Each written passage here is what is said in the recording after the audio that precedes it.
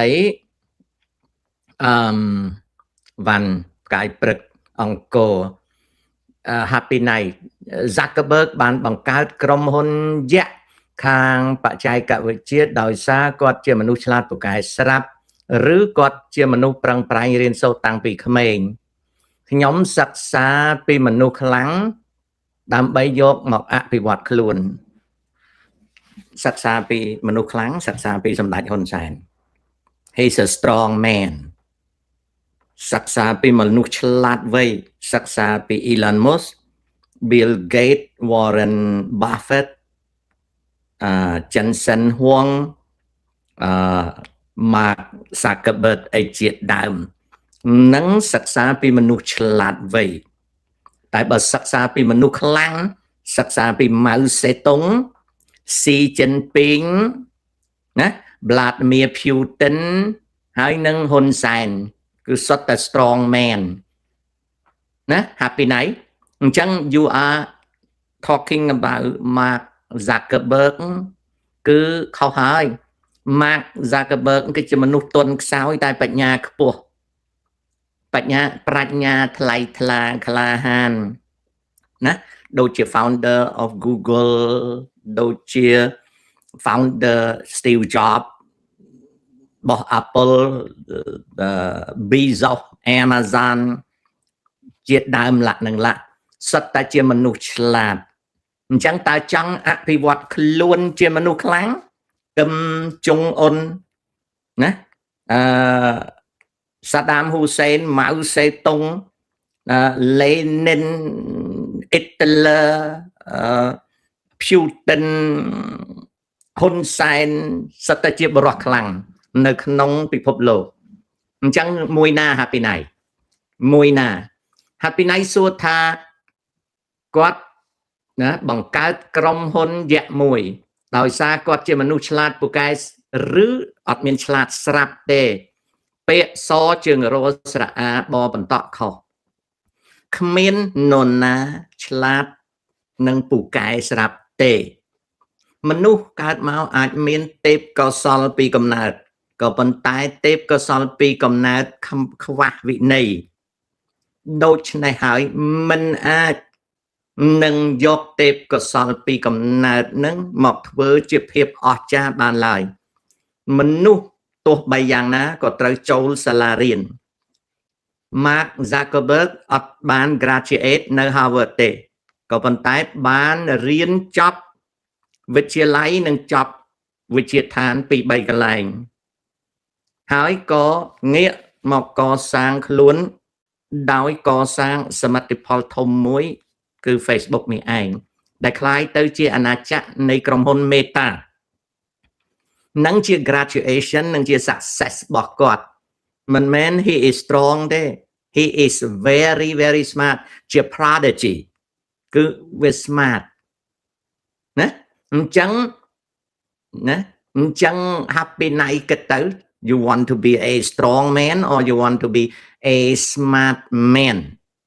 បើ smart man ត្រូវរៀនកុំឮសូរថា Bill Gates អត់បានរៀន smart នោះអត់ទេគេរៀនច្រើនណាស់កុំនិយាយថា Zuckerberg នឹងដោយសារមិនបាន graduate នៅ Harvard នឹងអត់បានរៀននោះច្រឡំធំហើយអ្នកដែលអត់បានរៀនគឺអត់ចូលសាលានឹងសុំឲ្យយល់ដឹងរឿងហ្នឹងឲ្យបានច្បាស់លាស់ណានឹងប៉ុណ្ណឹងណាកូនណាលោកតាហេតុអ្វីបានជាគេហៅវៀតណាមខាងត្បូងជាអាយ៉ងអាមេរិកគេហៅតែយួនខាងត្បូងគាត់មានហៅខ្លួនគាត់ជាអាយ៉ងឯណាសំណួរហ្នឹងអត់ត្រូវសួរទេអញ្ចឹងបើគេហៅតាទៅពេកតើវាទៅស្អីតើអត់ទៅទេគេចោទតាទៅលួចប្រពន្ធគេនៅពេលដែលគេនិយាយនយោបាយមិនឈ្នះតាណាក៏អត់ធ្វើអីតាមបានតើចាឯងខ្វល់អីនឹងគេថាអាយ៉ងលោកហ៊ុនសែនគេចោទថាអាយ៉ងយួនបើសិនជាគាត់ស្មារតីនយោបាយឯករាជ្យគាត់មិនមែនជាអាយ៉ងទេអាហ្នឹងគាត់គេថាតា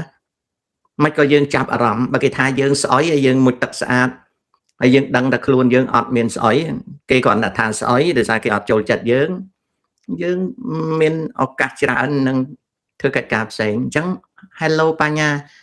កុំកើតជំងឺឆ្ងល់នៅរបស់ដែលអត់បានការ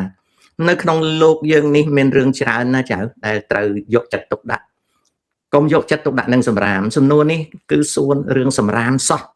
តើចៅកើតមកសម្រាប់សួររឿងសម្រាមឬកាចៅកើតមកសម្រាប់សួររឿងឆ្លាតវៃអាហ្នឹងណាតើចង់ប្រាប់ចៅថាចៅឆ្លាតឡើងកុំយកសម្រាមមកសួរណាso one morning បងសិតថាសិតអ្នកដេកមិនលក់ម៉ោង2រសៀលជួបគ្នាសួស្ដីខៅវាយរតនៈពេលណាចាញ់វីដេអូពីទេសភាពភូមិឋានទៀតភ្លៀងប៉ុន្មានថ្ងៃនេះភ្លៀងអើយភ្លៀងអត់បានថតទៅក្រៅទេព្រោះភ្លៀងពេលព្រឹកឡៃរវល់ដល់ធ្វើអីហើយកិច្ចការអីហើយត្រូវចាញ់ទៅម៉ោង10 11វាចាប់ផ្ដើមភ្លៀងស្អែកនឹងភ្លៀងទៀតអាហ្នឹងអញ្ចឹង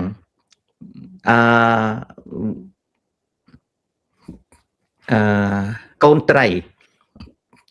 នៅអាមេរិកប្រជាជនហ៊ានបោះចោលសម្រាមផ្ដេសផ្ដាស់ដូចនៅកម្ពុជាទេ